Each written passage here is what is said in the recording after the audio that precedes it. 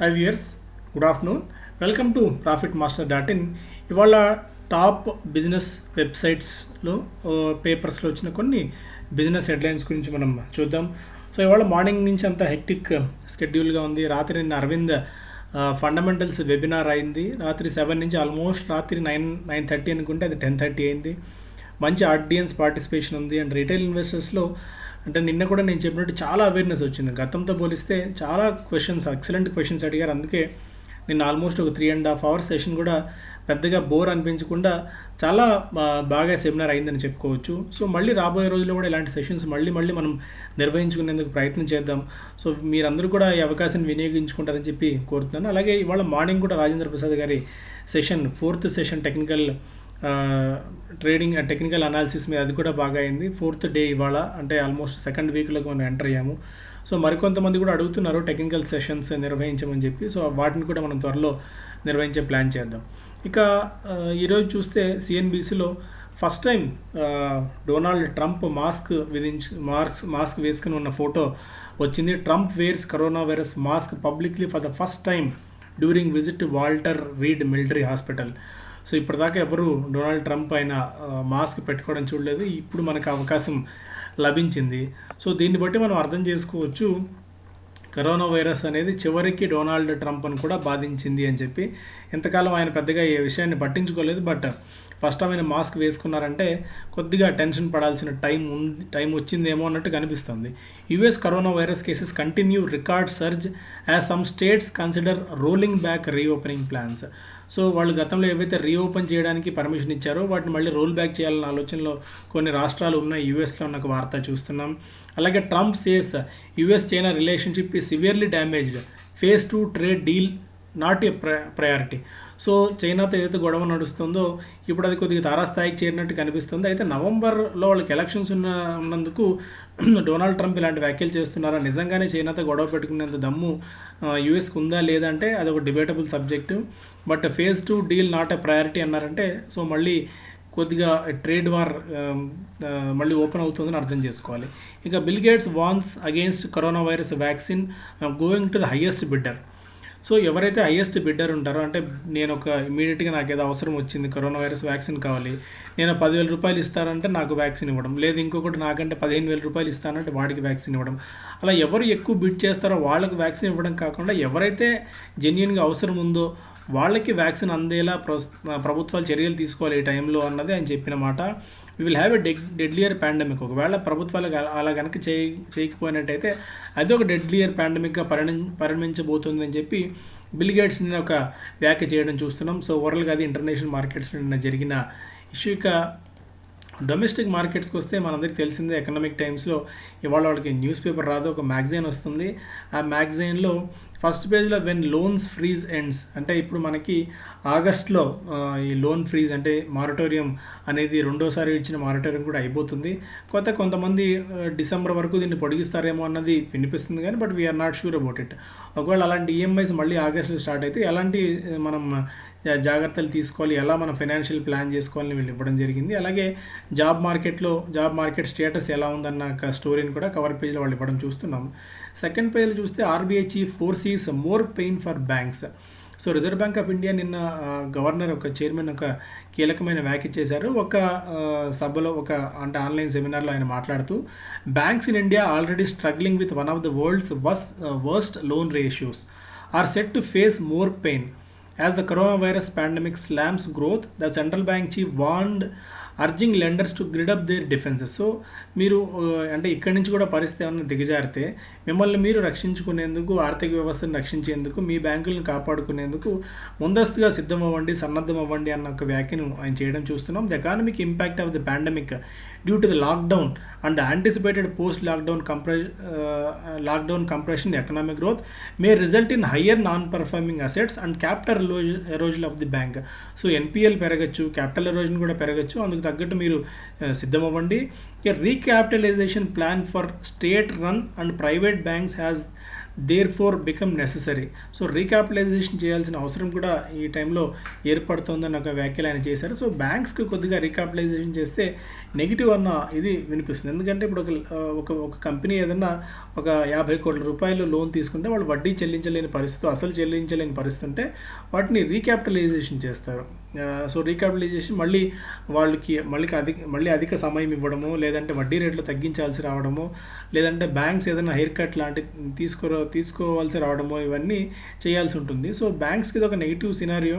But చూడాలి, ఇప్పటికైతే economy showing signs of returning to normalcy. So economy అయితే మళ్ళీ బ్యాక్ ఆన్ ట్రాక్ వస్తున్నట్టు కనిపిస్తుంది. బట్ ఈ పాండమిక్ ఇక్కడితో ఆగితే వెళ్ళను గుడ్, లేకుంటే ఇక్కడి నుంచి మళ్ళీ పెరిగితే మాత్రం కొద్దిగా ఇబ్బందికర పరిణామాలు ఉంటాయి అనేది ఓవరాల్గా దీని స్టోరీ సారాంశం. ఇక రోజరీ బయోటెక్ ఐపీఓ. సో చాలామంది కూడా అడుగుతున్నారు ఎలా ఉంటుంది ఈ రోజరీ బయోటెక్ అని చెప్పి. దానికి సంబంధించి వాళ్ళు కొద్దిగా దృష్టి సారిద్దాము.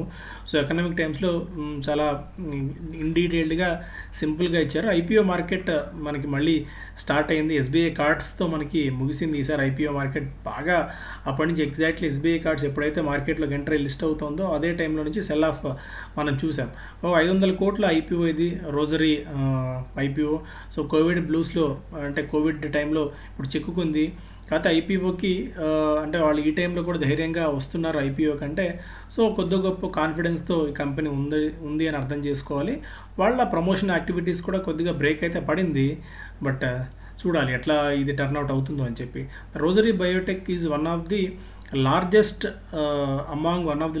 మ్యానుఫ్యాక్చరర్స్ ఆఫ్ టెక్స్టైల్ స్పెషాలిటీ కెమికల్స్లో ఉన్న కంపెనీ ఇది. వీళ్ళు అక్రెలిక్ పాలిమర్స్ని తయారు చేస్తారు.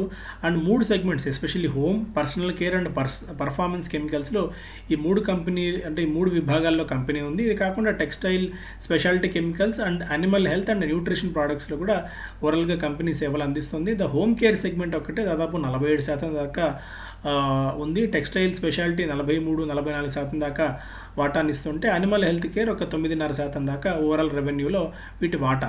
సో ఈ కంపెనీకి 17 దేశాల్లో ప్రజెన్స్ ఉంది. వియత్నాం, బంగ్లాదేశ్, మారిషస్ లాంటి ప్రాంతాల్లో కూడా కంపెనీ వీళ్ళ ప్రోడక్ట్స్ ఉత్పత్తి అవుతున్నాయి. అంటే ప్రోడక్ట్స్ని సరఫరా చేస్తుంది.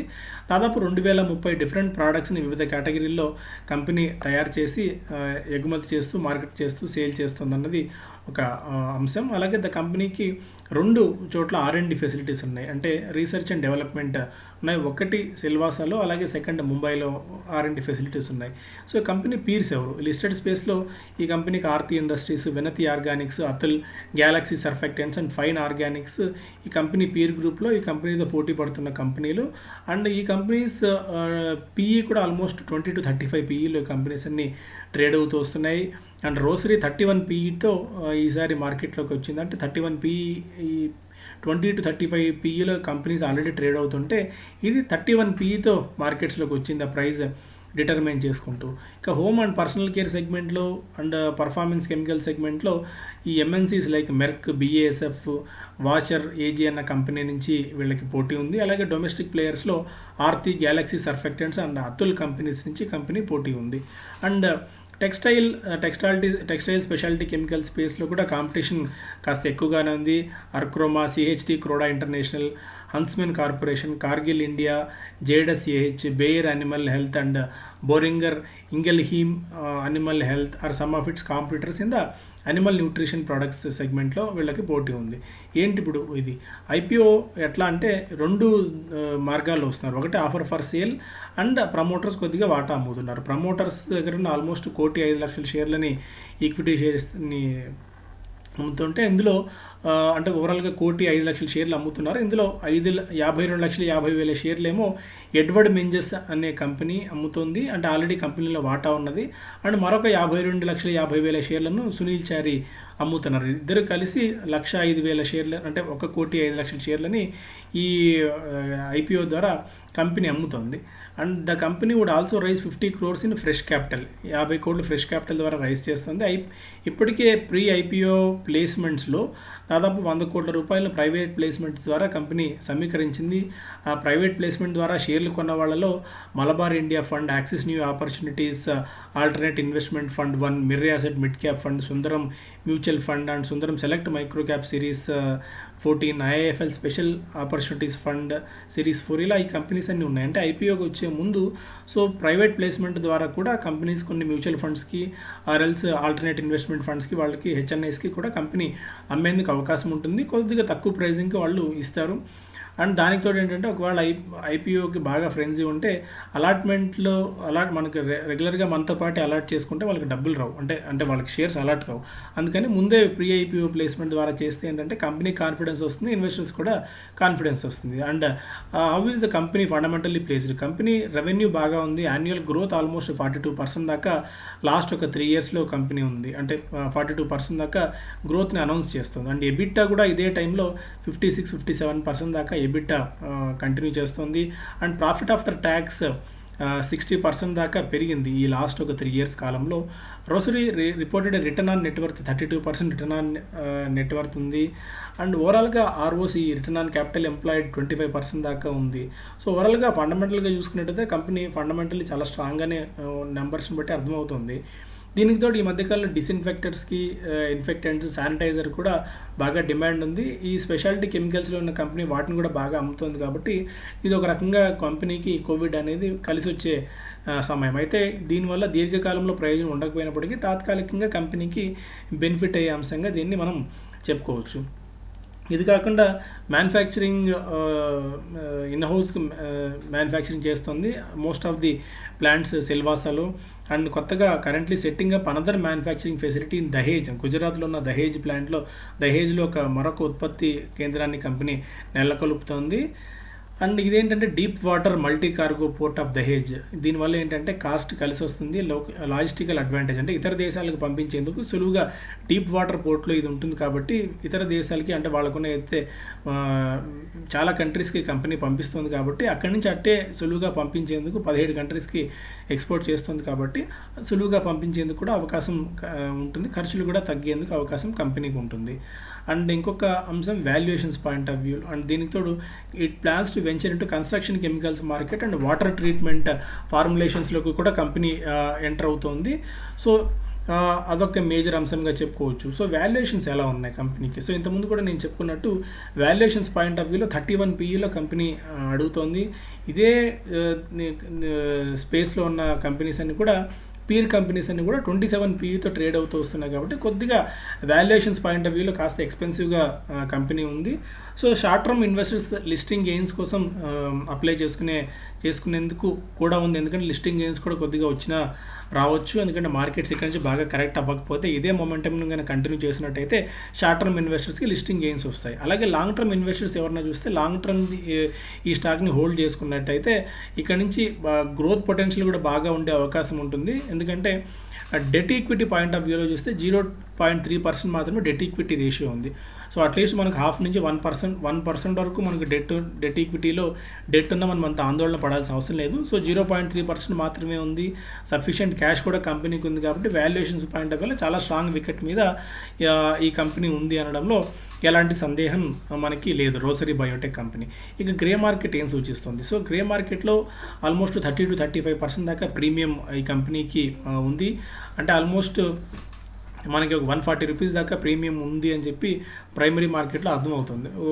మనకి జూలై స్టార్టింగ్లో 20-30 రూపాయలు ఉన్న గ్రే మార్కెట్ ప్రీమియం ఇప్పుడు 140 రూపీస్ దాకా పెరిగింది. అంటే ఇప్పుడు వీళ్ళు ఇస్తున్న ఏదైతే ప్రైస్ ఉందో ఆ ప్రైస్ నుంచి ఒక 100 నుంచి 150 రూపాయలు ఎక్స్పెక్ట్ చేయొచ్చు అనేది ఓవరాల్గా గ్రే మార్కెట్లో వినిపిస్తున్నమాట. కాకపోతే ఏంటంటే లిస్టింగ్ గెయిన్స్ మార్కెట్ ఇలాగే కంటిన్యూ అయితే లిస్టింగ్ గెయిన్స్ వచ్చినా రావచ్చు. అయితే ఇప్పుడున్న పరిస్థితుల్లో లిస్టింగ్ గెయిన్స్ కోసం చూడటం కొద్దిగా రిస్కీ కావచ్చేమో, ఎందుకంటే మార్కెట్ వోల్టైల్గా ఉంది కాబట్టి. బట్ లాంగ్ టర్మ్ కోసం రోసరీ బయోటెక్ని ఖచ్చితంగా మన పోర్ట్ఫోలియోలో ఉంచుకోవచ్చు.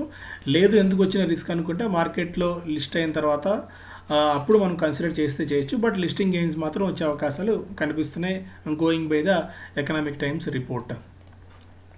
అండ్ మిగిలిన అంశాలు చూస్తే నెక్స్ట్ వీక్ మనకి ఏ అంశాలు మార్కెట్స్ని దిశానిర్దేశం చేయబోతున్నాయని రిలయన్స్ ఏజీఎం ఉంది మనకు.